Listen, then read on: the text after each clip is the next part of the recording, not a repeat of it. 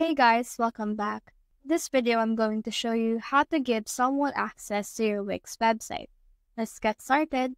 So in order to do that, what we can do is we can actually head over and scroll down until we reach the settings right here. Now under the settings, you can actually scroll down again until you can see the option for roles and permissions right here. So just click on this roles and permission. Now, from in there, if you want to give someone else an access, you can click on this invite collaborators right here, and then just type in here the name or the actual email of that person. So for me, I'll just add in my other account's email, for example. So for example, you have in here your client's email, you can click and then add them in here as well.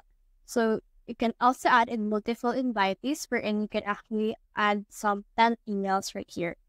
Now in here, you can see them or give them a role. So you can give them admin, website manager, designer, back office manager, content writer, as well as the CMS roles, billing roles, marketing roles, store roles, point of sale roles, payment roles, and all of this right here. So for this one, you can also create. So if you want them to have access, can actually just head over and then just give them some role permissions right.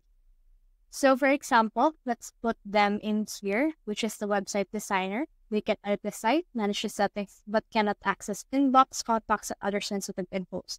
So if this one is the one applicable to you, you can click on this one and then click on send invite.